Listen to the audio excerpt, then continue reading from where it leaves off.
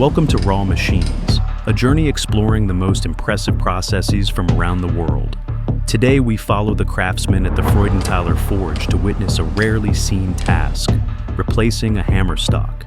This story reveals how humans engage in a dialogue with materials, tradition, and time itself, slowly, precisely, and with profound respect. Let's get started.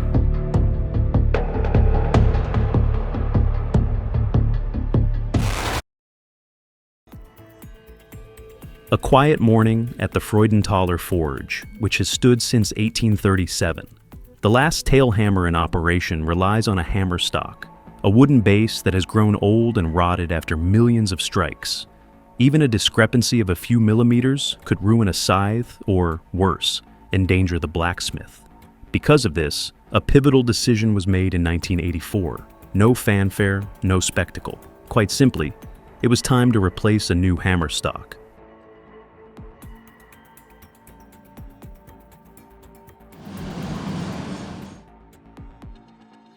The man responsible for the entire process is the Hammermeister, the master craftsman. He comes from Austria, carrying a lifetime of experience forging scythe blades.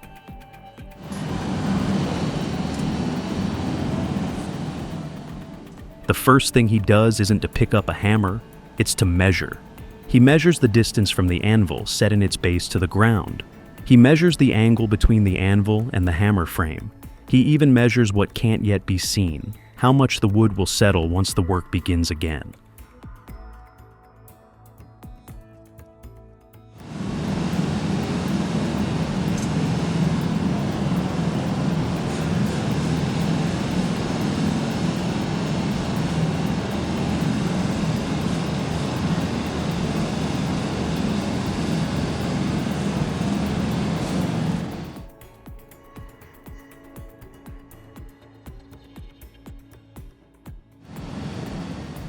Then he adds 5 centimeters to the calculated height.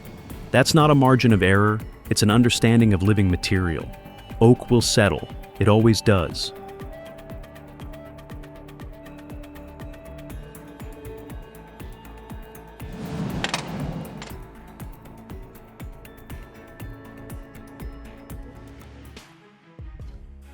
Only when all the numbers were settled on paper was the disassembly allowed to begin. The iron shafts, Packeisen, were driven out with a sledgehammer, each strike decisive but without excessive force. The wooden wedges, hardened over the years, were carefully removed to avoid deforming the frame.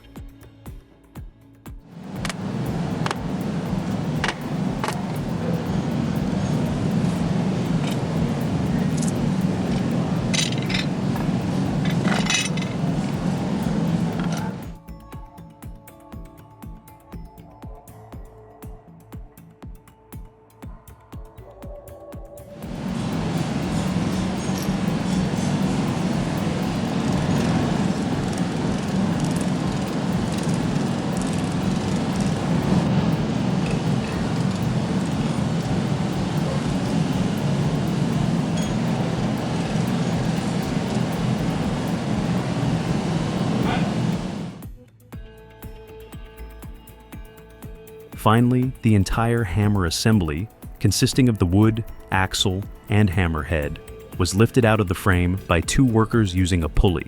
At that moment, the hammer frame stood empty, revealing the true form of the system.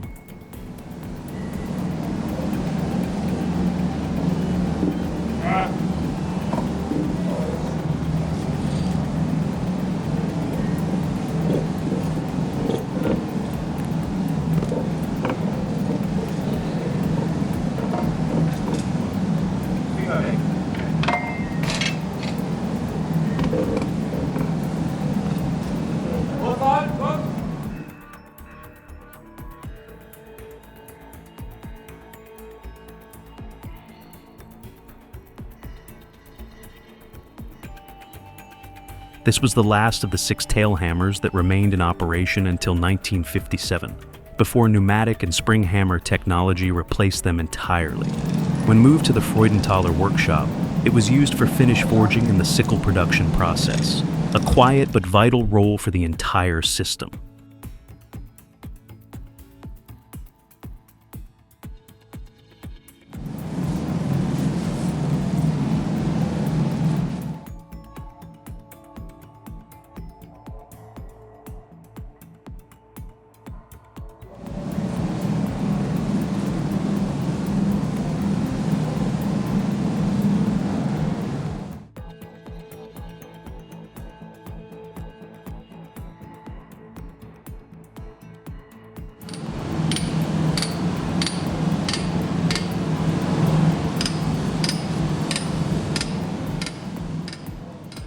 The old hammer stock was held fast by thick iron bands. To remove them, fires were lit. The metal was heated red hot until it expanded, then pried away from the timber. These iron bands, if still in good condition, were salvaged. In the Freudenthaler workshop, nothing went to waste.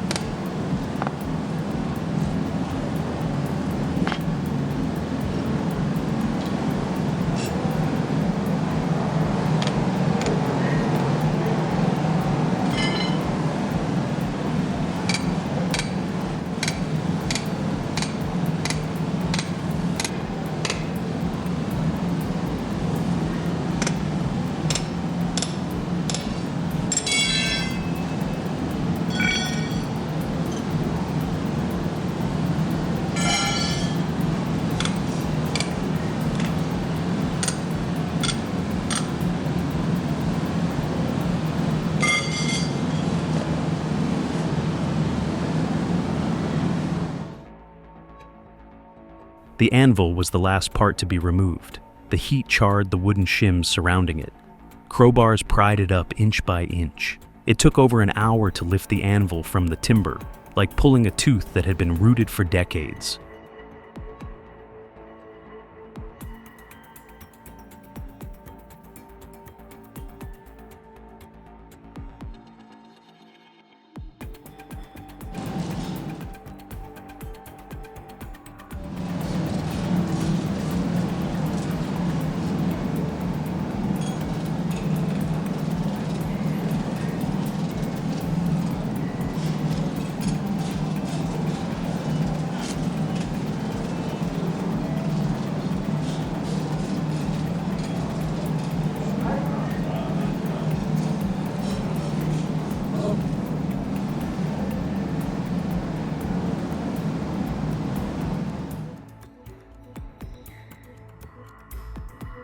As they dug down, the hammerstock was exposed, extending over a meter beneath the workshop floor.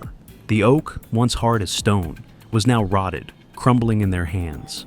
In many cases, such timbers met only one end, becoming firewood for the forge itself, closing the final chapter of their life cycle.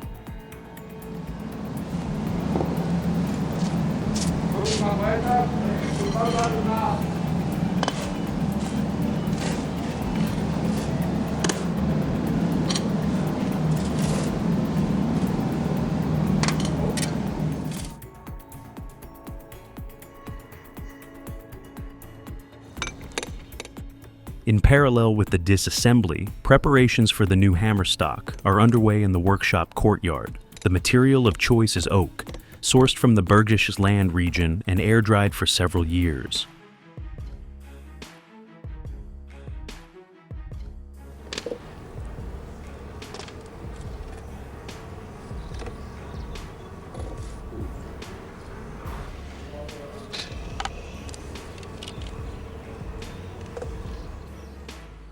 The craftsman begins shaping the log, which measures about 2.5 to 3 meters in length with a minimum diameter of 80 centimeters.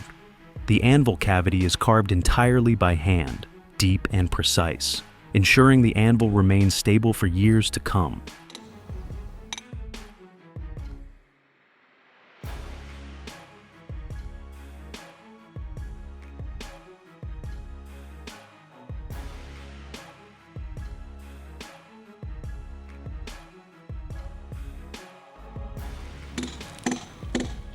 In addition to the timber, seemingly primitive materials are also meticulously prepared. Horse manure for the traditional cushioning layer, and soft round logs for the base of the pit. These methods do not come from modern technical manuals, but from experience passed down through generations of local blacksmiths.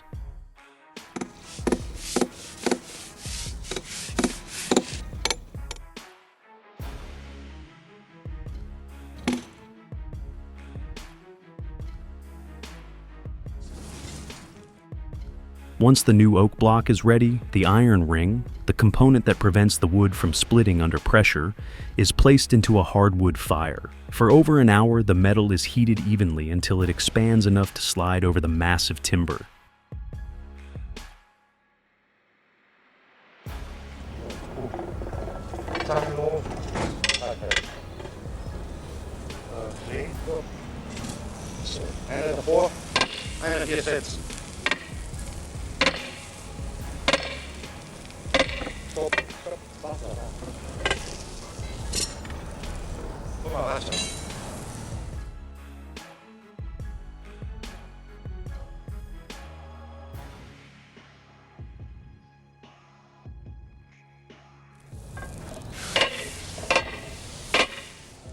The fitting of the ring is a swift process. The glowing iron ring is lowered into place, and water is immediately poured over it to keep the wood from catching fire and to shrink the metal. As the ring tightly grips the oak, a deep resonant sound rings out, the sign of a perfect fit.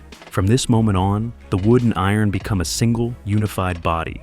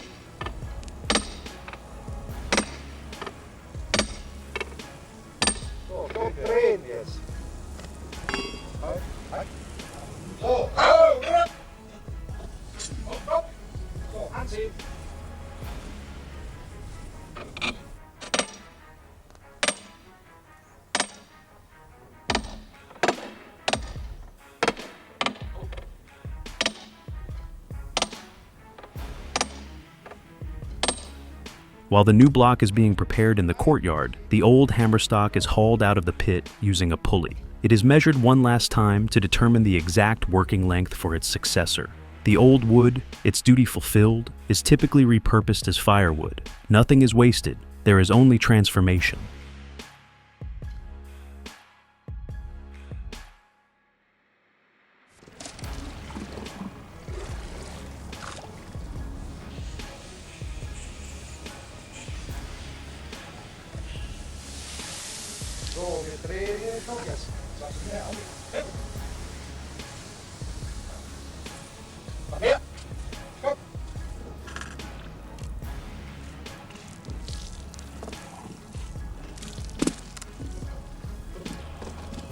Geht's so alle.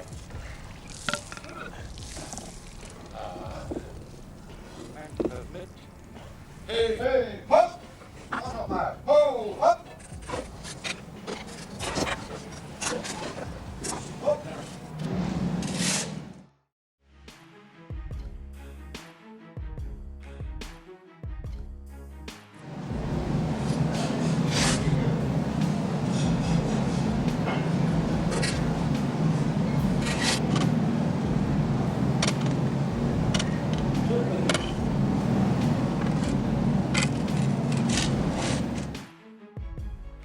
To prepare the foundation for the new block, the pit is cleared of all debris. Every trace of rotted wood is removed to ensure that no weak points remain beneath the new foundation.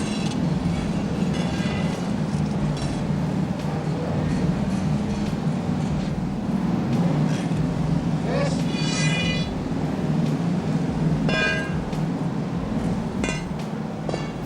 Du har på til 3. En om 2. Hvor bekendte. Kan du? Bekendte her.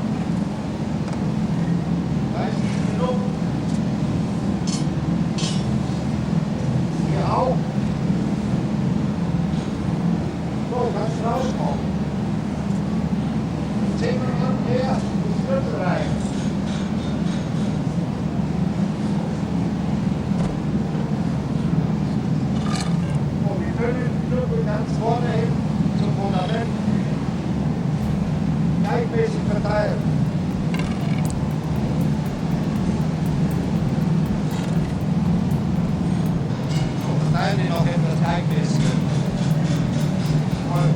So, jetzt die Querlage. At the bottom of the pit, a traditional cushioning layer is laid down just as it has been in the Rhineland for generations. 2 layers of soft, round logs are stacked neatly, with horse manure sandwiched between them, a seemingly primitive material that is remarkably effective at preserving the wood and absorbing shock.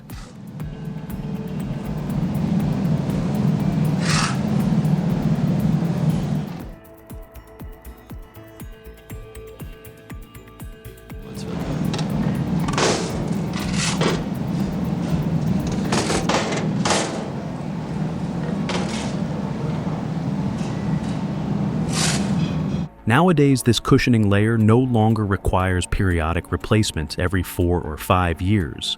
Instead, it remains in place until the hammerstock itself rots, roughly 14 to 15 years later. This isn't due to negligence, but rather because the use of long-season timber has completely changed the game.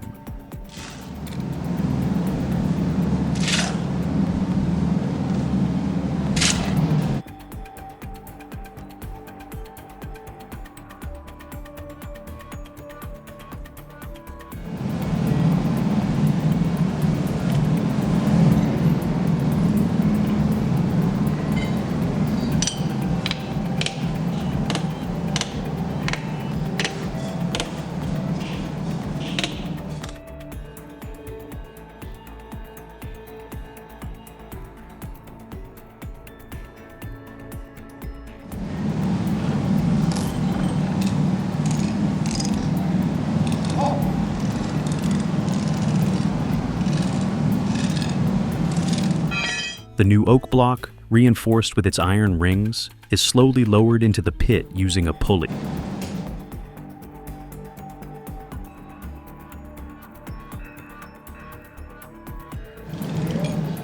The master smith stands by the pit, holding white chalk. Directional arrows have already been drawn on the timber. These are not for decoration, but to ensure that the wood grain, fiber orientation, and direction of force align perfectly with the hammer's strike. Oak is not uniform. If misaligned, the entire block could split after just a few years of operation.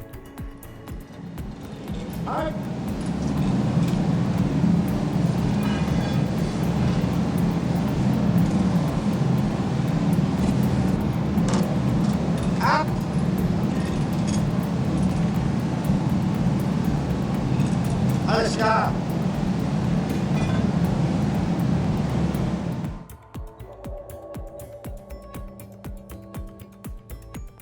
As the base of the log touches the cushioning layer, wooden shims are inserted to secure it temporarily. The hammerstock is now upright, but not yet solidly planted.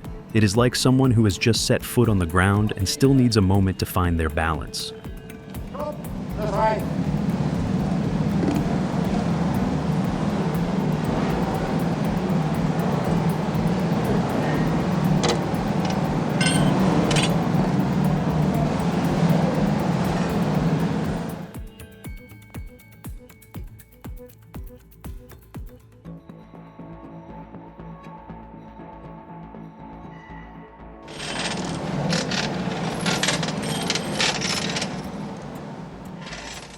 The anvil is the intersection of metal and wood, of kinetic energy and stillness.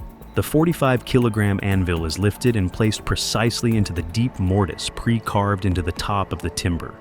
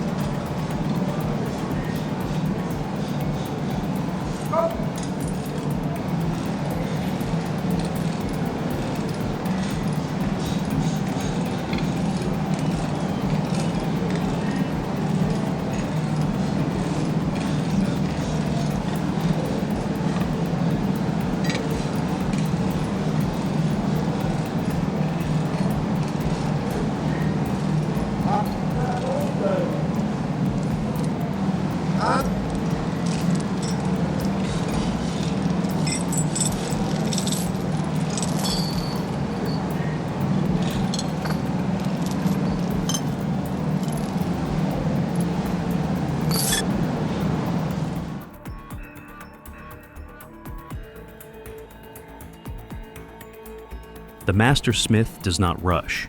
He rechecks all the parameters measured from the beginning: overall height, tilt angle, and relative distance to the hammer frame. Any discrepancy, even those nearly invisible to the naked eye, is adjusted now.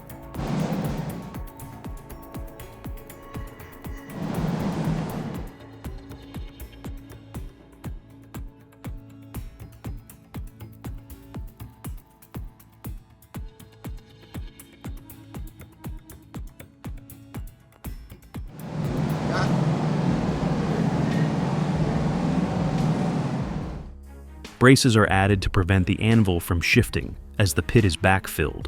Fine-tuning is carried out with faint, almost silent taps. Any excess wood from the shims is neatly trimmed away, leaving a clean and stable surface.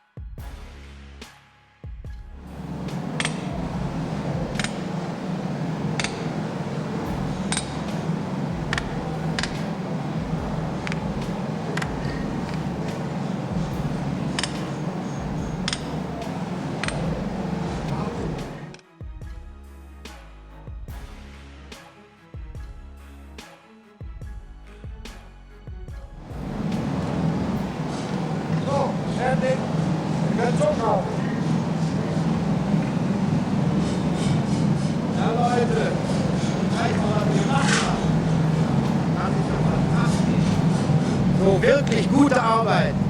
Dann trinken wir erstmal einen darauf. Das war auch diesmal ein leichteres Stocksetzen wie üblich.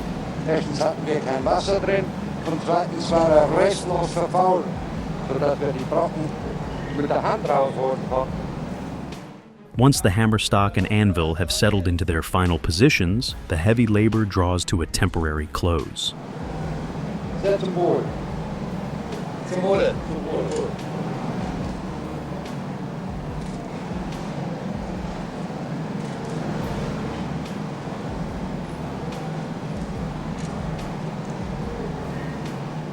Traditionally, a Richtfest is held, a simple yet solemn ceremony.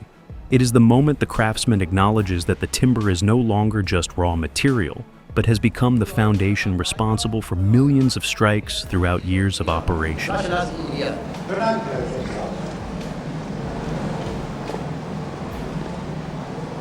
So, wollt ihr noch einen oder macht man direkt Vorrat? Wir machen direkt Vorrat. Wir gehen gerne.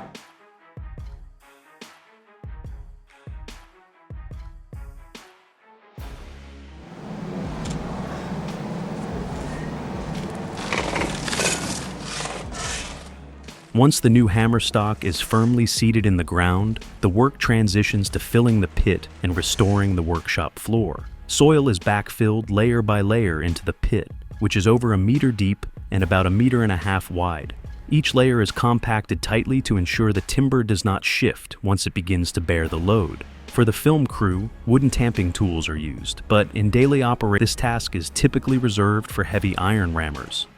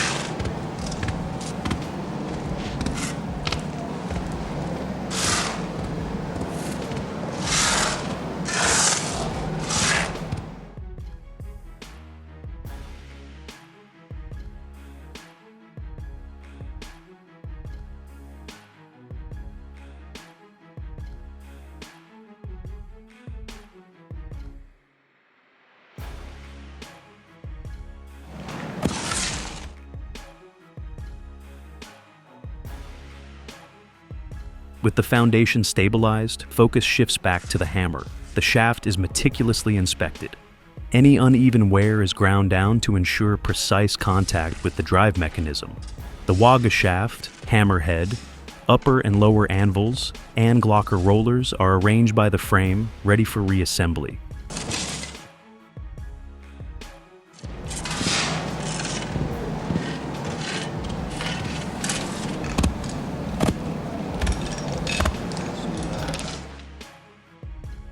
The hammer arm is hoisted into place using a pulley.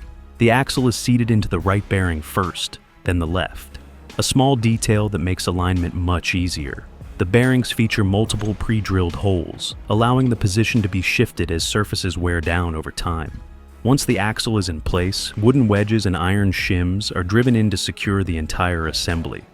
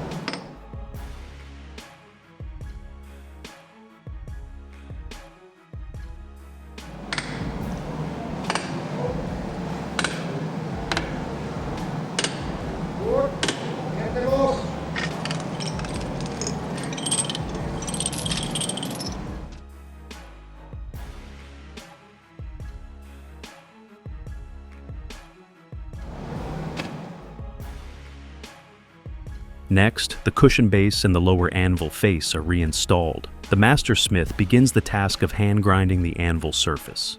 It is a job that may seem simple, but requires a delicate touch.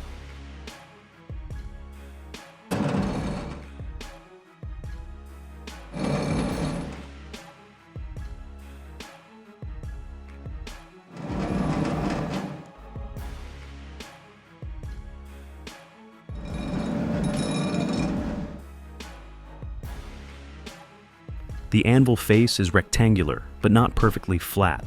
It is slightly crowned in both directions. This subtle curve helps distribute force evenly across the sickle blade, preventing weak spots from forming in the steel. Each grinding session takes only about 10 minutes, but it must be done correctly.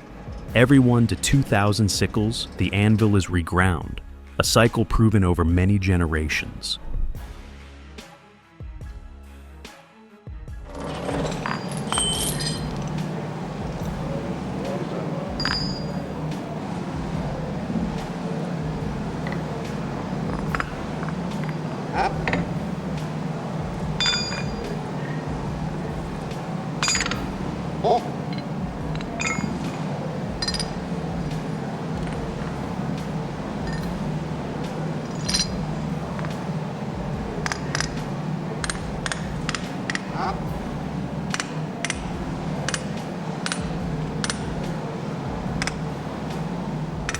With all parts in position, the adjustment phase begins.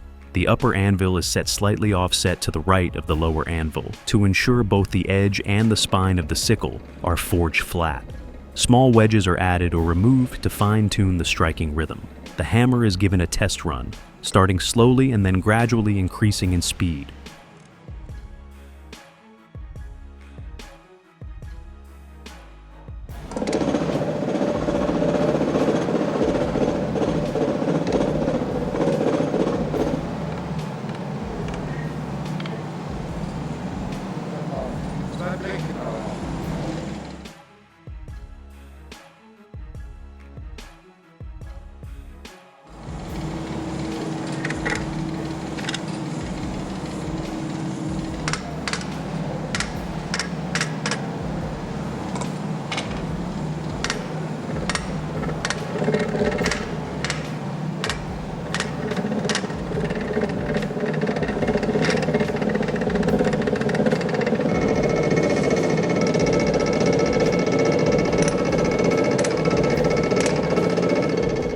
Once the strikes become steady, deep, and vibration-free, the trial run concludes.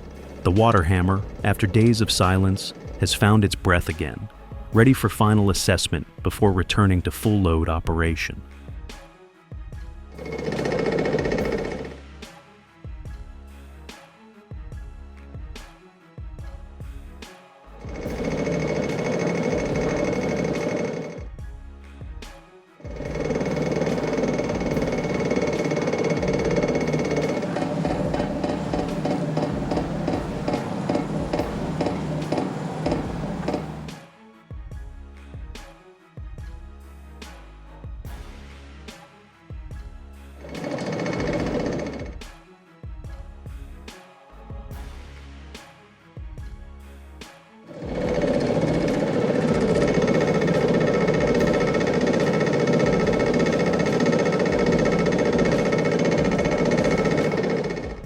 The first sickles enter the finish forging stage. Each piece passes over the anvil 7 to 8 times, enough to erase all traces of rough forging and compact the steel structure. This process makes the steel denser, smoother, and stronger. After about 14 days, once the foundation has settled, the anvil face is reground and the striking mechanism is calibrated one last time before the finish, forging hammer officially begins full load operation.